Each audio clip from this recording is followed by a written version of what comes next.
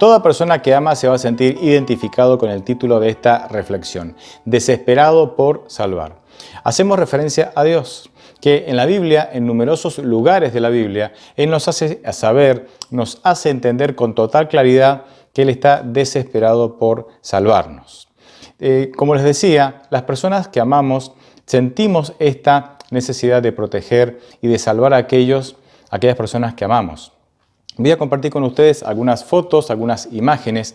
La primera tiene que ver con un terremoto en China en el año 2011. Aquí verán a la mamá como en un intento de salvar a su hijo cuando el edificio caía sobre ella durante el terremoto, se recuesta sobre su hijo. Lamentablemente su hijo y ella perdieron la vida. Ella no logró de alguna manera conservar la vida de su hijo aunque quiso protegerlo.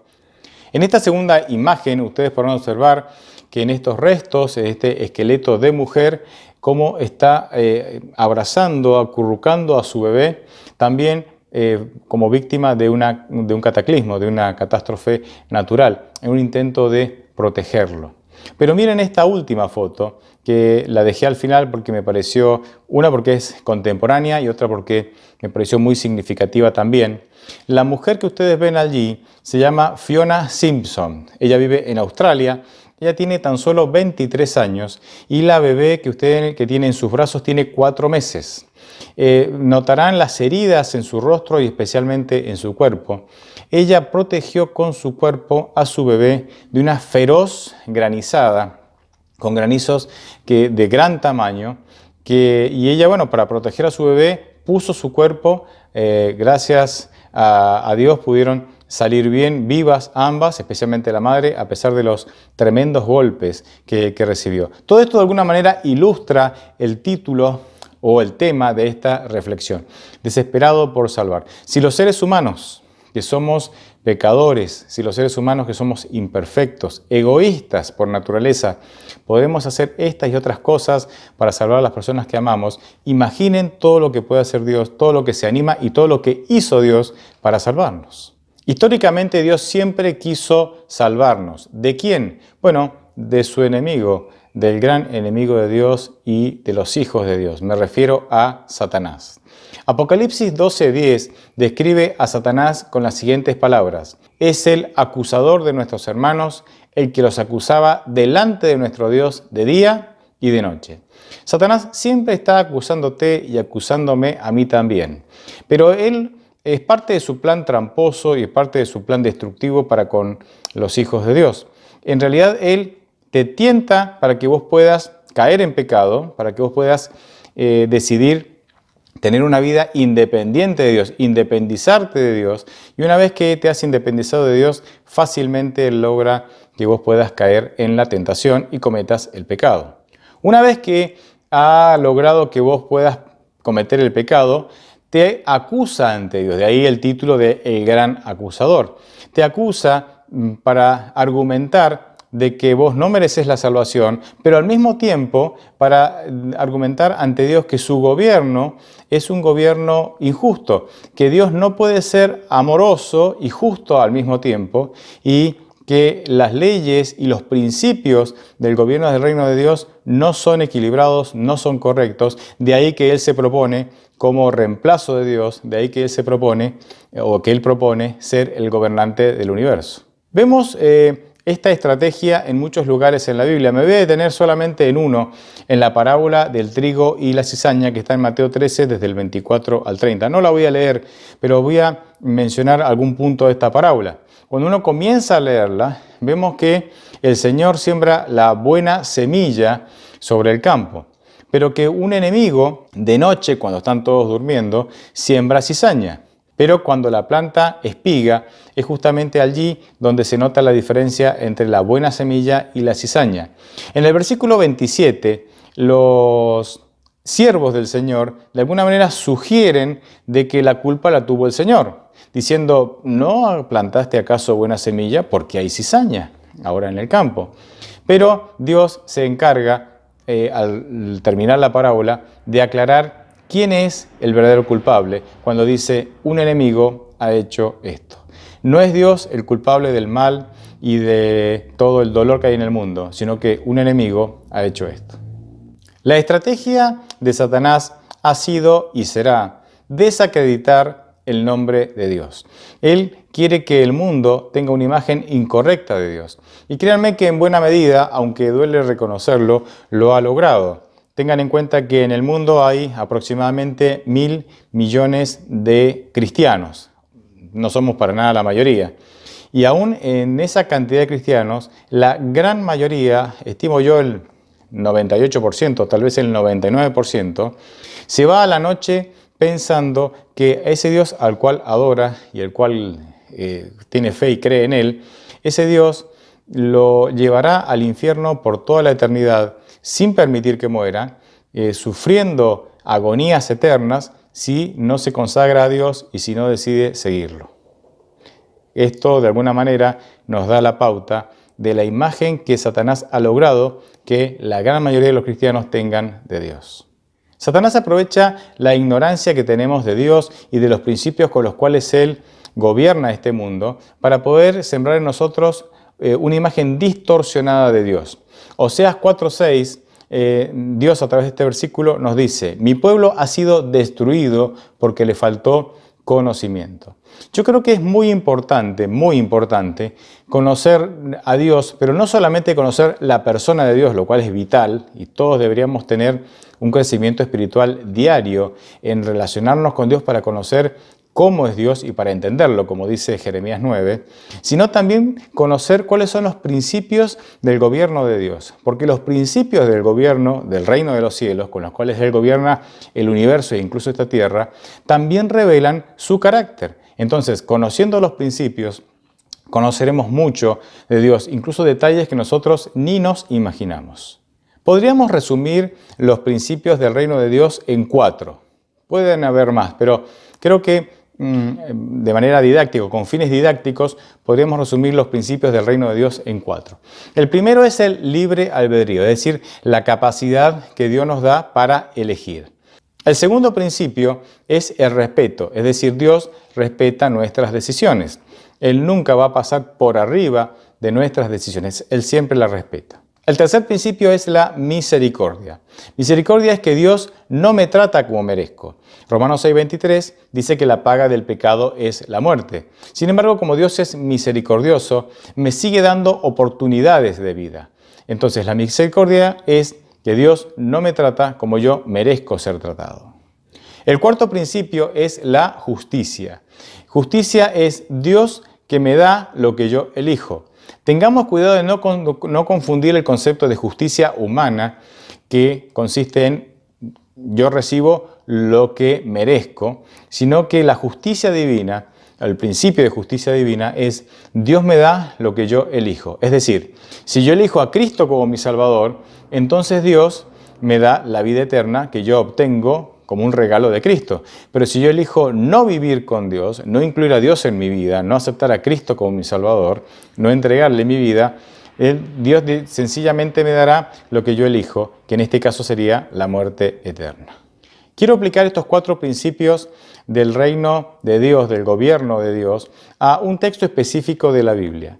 Me refiero a Éxodo 32. No lo voy a leer aquí porque es bastante conocido, sin embargo te animo a que lo leas en tu casa. Básicamente de Éxodo 32 voy a decir lo siguiente. Ahí nos encontramos con una situación muy particular. Moisés ha subido al monte Sinaí, está recibiendo instrucciones de parte de Dios. Ya lleva varios días arriba en el monte, el pueblo abajo no sabe nada de él. Lo único que observan es que la cima del monte humea, hay llamas de fuego, hay relámpagos, Dios está ahí. Y las personas abajo, seguramente por falta de fe, dicen, bueno, no sabemos qué le pasó a este Moisés que nos sacó de Egipto, así es que nosotros necesitamos seguir adelante, hagámonos dioses para poder adorarlos y para poder seguir adelante. No tuvieron mejor idea entonces que hacer un becerro de oro, un ternero, un novillo de oro, y convencer a Aarón, nada menos que a Aarón, para que Aarón lo hiciera, ¿sí? Aarón era la autoridad religiosa, así que parecía lógico, por lo menos para ellos, que él hiciera este becerro de oro. El asunto es que a Aarón lo terminan convenciendo, él pide oro, hace el becerro de oro, comienzan todo un festín de adoración, ¿sí?, atribuyendo la salida de Egipto, el sustento, el milagro de la vida y la liberación a este becerro, una locura, pero fue así. Y entonces, mientras Moisés estaba con Dios en el monte Sinaí, en la cima del monte, Dios mismo le dice a Moisés: el pueblo que tú sacaste de Egipto se ha corrompido, está adorando un becerro de oro, yo lo voy a destruir y haré de ti una gran nación. Y ahí entonces Moisés se pone un poco a la defensiva y dice: no, ¿cómo vas a hacer esto? ¿Qué van a decir la gente? ¿Qué van a decir los egipcios? ¿Qué van a decir los cananeos? Mira, ellos van a decir: mira qué clase de Dios es este, que los libera de manera tan increíble. ¿Para qué? Para ahora destruirlos en el desierto. Cuidado con Jehová, cuidado, miren, esto es lo que hace Jehová con aquellos que elige. No, Señor, por favor, no hagas eso. Y el texto dice que Dios incluso se arrepintió del mal que va a hacer, y incluso cuando uno lo lee a primera vista, da la impresión de que Dios está enojado y que así de manera enojada le dice a Moisés: voy a destruirlos, y Moisés lo aplaca, y es como que Dios dice: bueno, está bien, no los voy a destruir. O sea, nos da una imagen bastante controversial de Dios, una imagen que no lo beneficia para nada. Yo quiero proponerles lo siguiente: utilizar estos 4 principios del gobierno de Dios en un diálogo entre Dios y Satanás, en donde se decide el destino del pueblo de Israel en base a la decisión que tomó Israel de construir un becerro de oro. Arranquemos de la siguiente manera. Dios nos da capacidad de elegir. Ahora, el pecado ha hecho que nosotros elijamos mal. Es decir, cuando nosotros por la tendencia al pecado que tenemos, ahora hemos perdido la capacidad de elegir bien. Así que con mucha frecuencia elegimos mal. Un ingrediente importante por el cual también elegimos mal, además de la tendencia al pecado que tenemos, otro ingrediente importante que tenemos que nos ayuda a elegir mal es la falta de información. Es decir, como leímos recién en Oseas 4:6, por falta de información en cuanto a la misericordia, el carácter y a los principios del gobierno de Dios, nosotros muchas veces también tomamos malas decisiones. Entonces, ¿qué hace Dios? Dios muchas veces retarda que nosotros podamos cosechar las consecuencias de nuestras malas decisiones. Eso sería la justicia, ¿no? Que nosotros podamos recibir lo que elegimos. Repito, Dios muchas veces retarda que cosechemos las consecuencias de nuestras malas decisiones porque no tenemos la información correcta. Entonces, retarda las consecuencias hasta que tengamos la información correcta, y una vez que la tengamos, entonces el Señor ahí sí puede aplicar la justicia. Es decir, ahí Él sí puede darnos lo que nosotros elegimos. Yo veo esta dinámica en muchos textos de la Biblia. No tengo tiempo de compartir con cada uno de los textos. De hecho, en algún video anterior se lo voy a dejar en la descripción final, ¿sí? Hay una tarjeta ahí al final de esta reflexión. Un video donde aplico estos principios también a otros textos de la Biblia. Yo veo esta dinámica del gobierno de Dios, de cómo Él aplica los principios de su gobierno en esta situación, y quiero de alguna manera representárselas. Porque al leer, entre comillas, al interpretar, al leer este texto a la luz de estos 4 principios, vamos a notar que Dios está desesperado por salvarnos. Pero si nosotros leemos este texto sin tener en cuenta estos principios, la primera impresión que tenemos es que Dios está desesperado por destruirnos. Y no hay nada más alejado que eso. Así es que, por favor, usen la imaginación, abran sus ojos, atiendan sus oídos para seguirme a mí en este diálogo, y donde yo quiero representar lo que pasó, pero a la luz de los principios del reino de Dios que acabo de mencionar. Cuando Dios está en el monte de Sinaí con Moisés, se acerca a Satanás, que es el gran acusador. Ya vimos en Apocalipsis 12:10, se lo menciona como el gran acusador. Y Satanás le dice a Dios: ¿viste lo que hizo tu pueblo? Y Dios obviamente lo sabe todo. Satanás hace esta pregunta retórica para, de alguna manera, iniciar un diálogo acusatorio con Dios. Y Dios le dice: Sí, sí, lo sé. Por supuesto que lo sé. Satanás entonces replica. Te darás cuenta que aunque vos les has dado toda la evidencia, les has dado todo el conocimiento de que eres el único Dios todopoderoso, te darás cuenta, sigue diciendo Satanás, de que aunque con las 10 plagas demostraste que eras más poderoso que todos los ídolos egipcios y que a través de las plagas demostraste que los ídolos egipcios no eran más que fruto de la imaginación humana, que ni siquiera existían, que a pesar de toda esa evidencia, ellos ahora han vuelto a adorar ídolos. ¿Te das cuenta de eso? Y Dios con dolor reconoce, sí, tenés razón.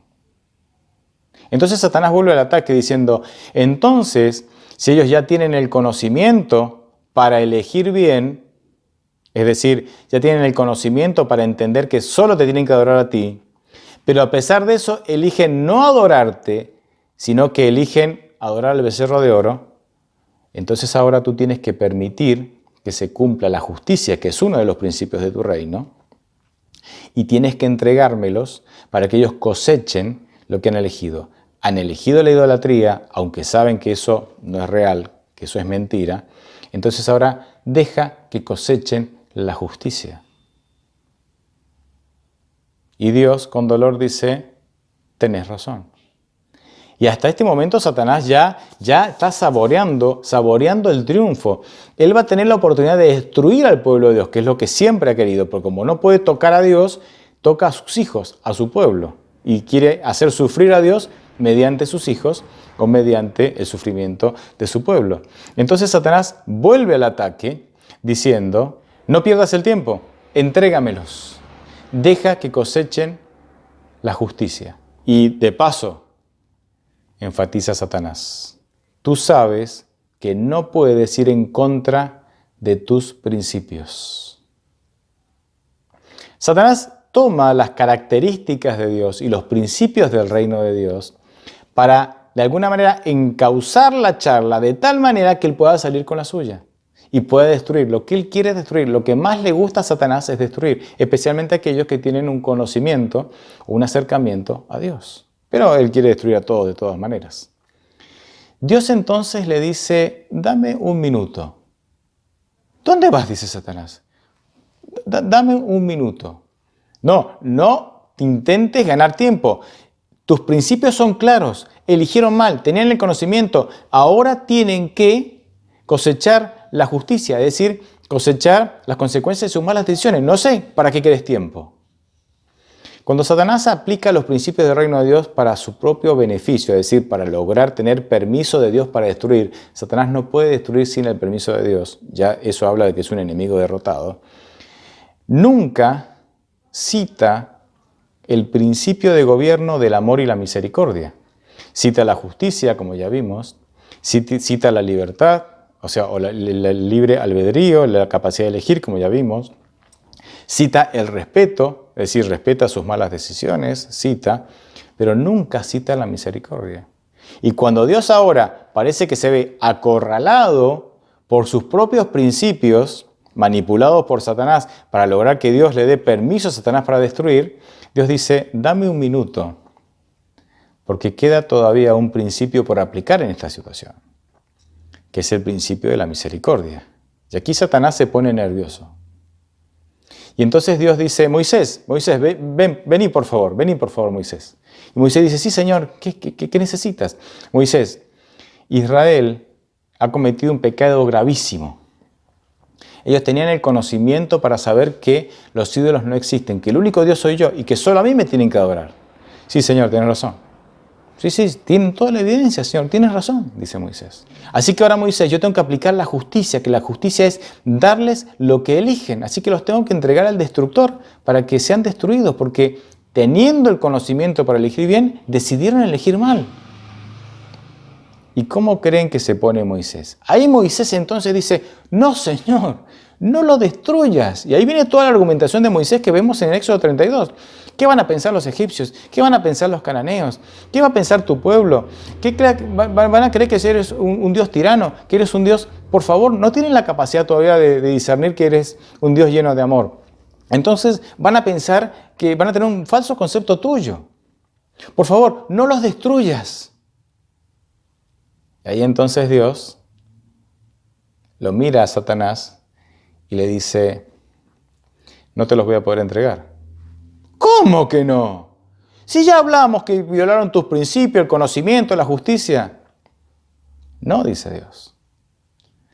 Porque ahora hay un hijo mío, Moisés, que está intercediendo por todos ellos. Y tú sabes que yo soy extremadamente misericordioso. No puedo entregártelos. Tengo que aplicar el principio de la misericordia. Satanás entonces se frustra, da vueltas, gira, piensa, sabe que le queda poco tiempo, quiere esgrimir un nuevo argumento y en un momento se le ocurre la idea y se vuelve a Dios y dice, dice, pero ¿sabes qué? Habrás ganado un poco de tiempo con todo esto, pero me los vas a tener que entregar igual. Y Dios lo mira y le dice, lo sé. ¿Cómo lo sabes? Lo sé, yo lo sé todo. Pero termina con tu argumento. Me los vas a tener que entregar igual, dice Satanás, porque aunque tú tengas misericordia de ellos, no todos ellos van a aceptar tu misericordia. No todos ellos se van a arrepentir de lo que están haciendo. Muchos de ellos seguirán persistiendo en la idolatría y no te van a querer seguir. A esos que no van a aprovechar el principio de la misericordia que vas a aplicar con ellos, me los vas a tener que entregar. Y Dios dice, tenés razón, pero vamos a ver qué pasa. Así que baja Moisés les hace notar el terrible pecado, ustedes saben, rompe el becerro de oro, lo muele, lo mezcla con agua, se los da a beber, de muchas maneras les hace notar el terrible pecado que han cometido y en un momento determinado incluso dice, ¿quiénes están conmigo? Es decir, de parte de Jehová y quiénes no. Y ahí los hijos de Leví se ponen de parte de Moisés y ahí esa tribu queda consagrada para ministrar después en el santuario, en fin. Y dice Moisés a la tribu de Leví, tome cada uno su espada y vaya a sus parientes, sus cercanos, sus vecinos, y maten a aquellos que de manera rebelde, sabiendo que los ídolos no existen, y sabiendo que Dios es el único Dios, y que no puede ser, no hay lugar para adorar a ningún otro ser, porque hay un solo Dios, persisten en ser idólatras y no en seguir a Dios. Y ustedes dirán, bueno, ¿esto qué tiene de misericordioso? Tiene mucho de misericordioso. Porque si Dios hubiera entregado, dice la Biblia que hay 3.000 personas que no quisieron seguir a Dios a pesar de que Él aplicó el principio de la misericordia y persistían en seguir en su idolatría. 3.000 son muy pocas personas en realidad, aunque cada alma es valiosa para Dios. Teniendo en cuenta que la Biblia dice que salieron de Egipto 600.000 hombres, sin contar las mujeres y los niños. Se estima de entre 1 millón o 1,5 millones de personas. Solo 3.000 persistieron en su idolatría. Ahora, ¿cómo creen que hubiera tratado Satanás, que carece de todo tipo de misericordia, a esos 3.000? ¿Y cómo creen que hubieran tratado sus propios hermanos a esos 3.000 a los cuales tenían que ejecutar? Obviamente la misericordia de Dios incluso se vio reflejada en esta medida, porque Satanás, aunque tenían que morir porque eso es lo que ellos habían elegido, esa era la consecuencia de sus malas decisiones, que básicamente es la justicia, ¿verdad? Dios le da lo que ellos eligen.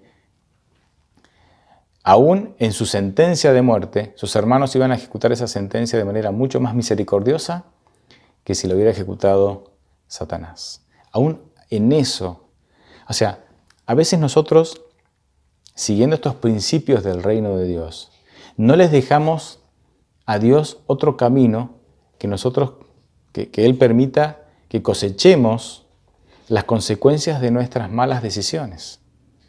aunque teníamos el conocimiento correcto para tomar buenas decisiones. Pero aunque la sentencia está dada, su misericordia se va a aplicar hasta el último momento. Aún en la manera en que la sentencia es ejecutada, es la manera más misericordiosa posible.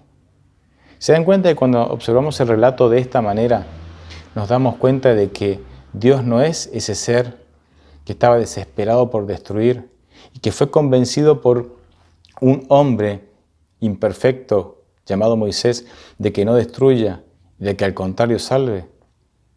Claro, eso es lo que entendemos, eso es lo que vemos cuando leemos el relato a primera vista, pero no es lo que sucedió. No es lo que sucedió.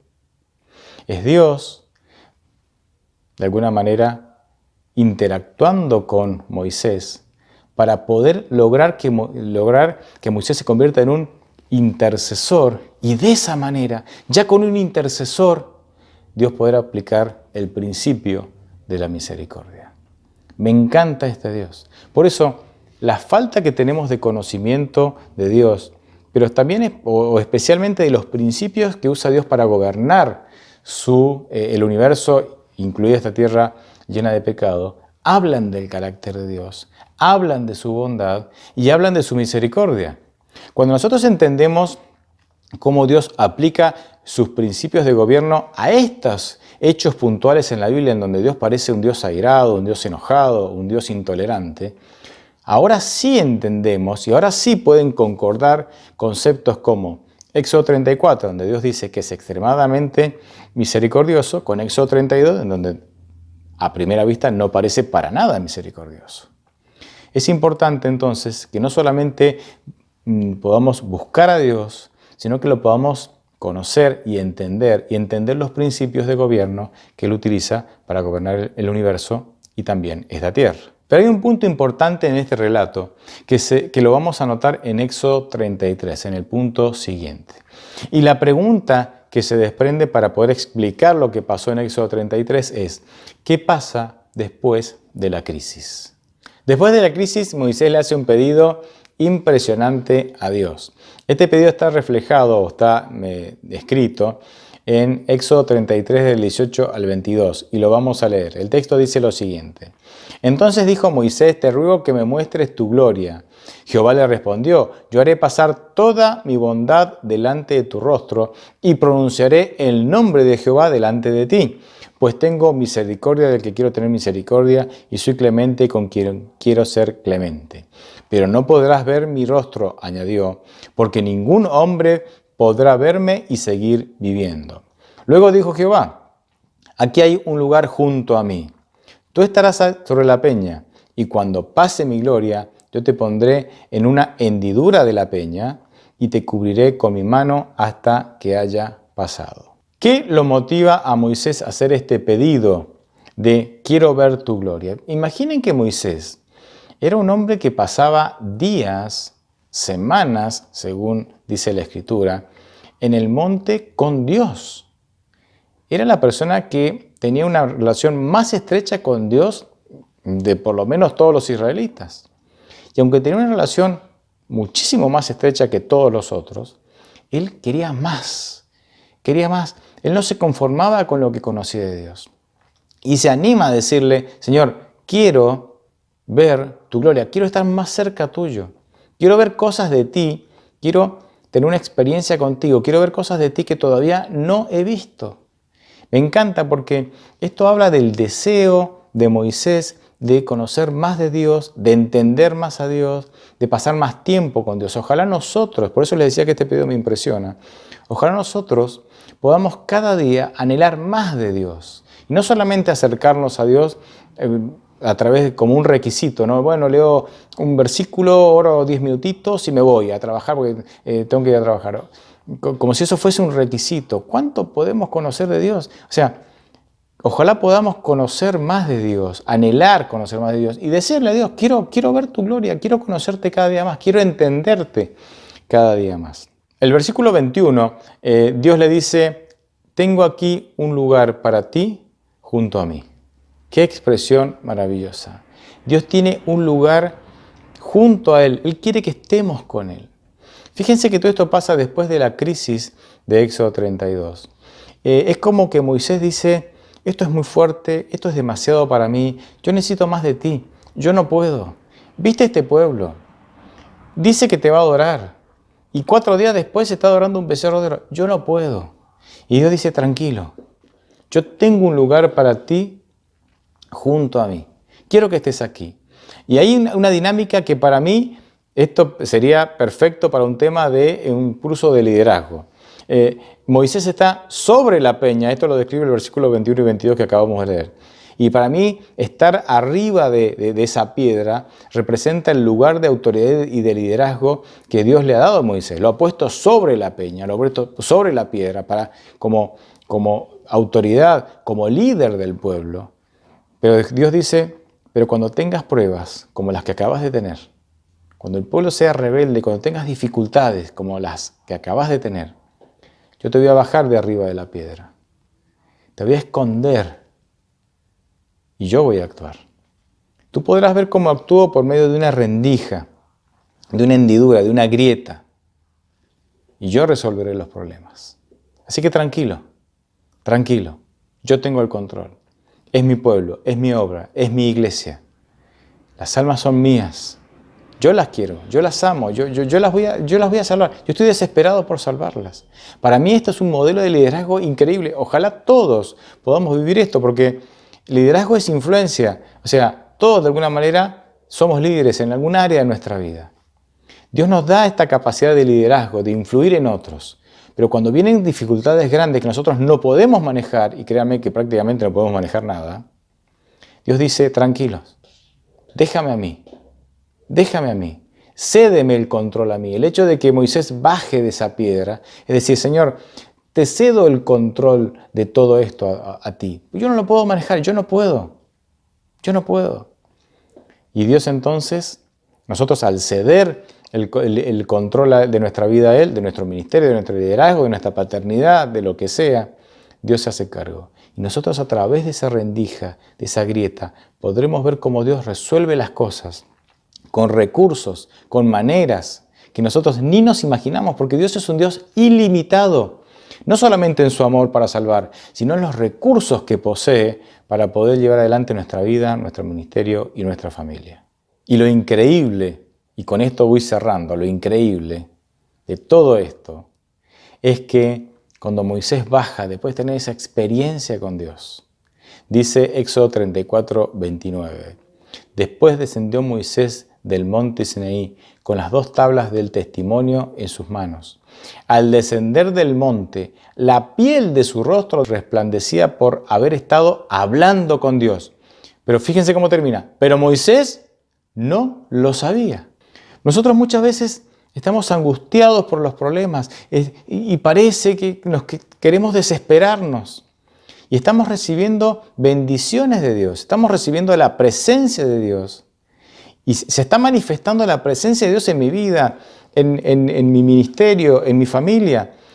A veces clamamos a Dios y pareciera que no hace nada y hasta nos amargamos y al final, ¿para qué voy a orar si sigo igual?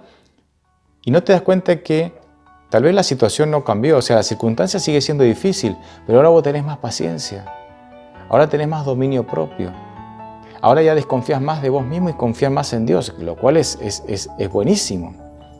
Ahora ya no te sentís tan capaz y ahora dependés más de Dios, orás más dependiendo más de Dios. Es decir, las circunstancias difíciles no cambian, el problema sigue estando ahí, pero Dios está manifestándote en tu vida, cambiándote a vos, cambiando tu carácter, cambiando tu manera de ser, sacando de tu vida aquellas cosas que te alejan de Él, aquellas cosas malas, aquellas cosas que te hacen mala persona. Es decir, Dios está poniendo en tu vida atributos de su carácter, virtudes de su carácter en tu vida. Ahora tenés más paciencia, más amor, sos más sensible, tenés más sabiduría, tenés más discernimiento, tenés dominio propio. Pero tal vez no te estás dando cuenta. Pero los otros sí se dan cuenta. Moisés bajó, su rostro brillaba, él no se daba cuenta, pero los otros sí. Decían, wow, has estado con Dios. ¿Y cómo sabes que estoy con Dios? Mirá tu rostro. Hoy en medio de la dificultad, cuando la dificultad te anima a buscar desesperadamente a Dios y por sobre todas las cosas a entregarle tu vida a Dios para que Dios dirija, porque Él es todopoderoso. Cuando vos hoy decidís bajarte de la piedra, dejar de ser el protagonista, dejar de intentar resolver las cosas con tus propias fuerzas y solamente esconderte en la roca que es Cristo y mirar por esa grieta cómo Dios resuelve las cosas, cuando vos decidís hacer eso, aunque la circunstancia no cambie, la gente se va a dar cuenta que vos estás ahora buscando y dependiendo de Dios. Porque vos sos diferente. Ahora hay virtudes en tu carácter que antes no estaban. Y vos pensás que Dios no está, pero la gente se da cuenta. La gente nota el cambio. No te canses de buscar a Dios. No te canses de recurrir, de clamar a Dios. Pero también te digo, no te canses de entregarle tu vida a Dios, de entregarle el problema a Dios. No tenés por qué vivir angustiado. No necesitas vivir angustiado. Tenemos un Dios demasiado poderoso para que vivamos preocupados y angustiados. Hay una infinidad de versículos que dicen, no vivan angustiados. 1 Pedro 5:7, echen toda vuestra ansiedad sobre Él. Filipenses 4:6-7, por nada estén preocupados, sino que oren y cuéntenle a Dios a través de la oración todas sus angustias. Y la paz del Señor que sobrepasa todo entendimiento llenará vuestros corazones y vuestras mentes en Cristo Jesús. Tantas promesas que nos animan a confiar en Él y a descansar en Él. Tenemos un Dios demasiado poderoso para vivir angustiados. Te animo a que busques a ese Dios. Él tiene grandes cosas, grandes bendiciones para ti. Él quiere que tu vida aquí sea una vida llevadera. Él quiere que tengas paz. Él quiere resolver tus problemas y también quiere salvarte. Ojalá le des una oportunidad a Dios. Dios te bendiga.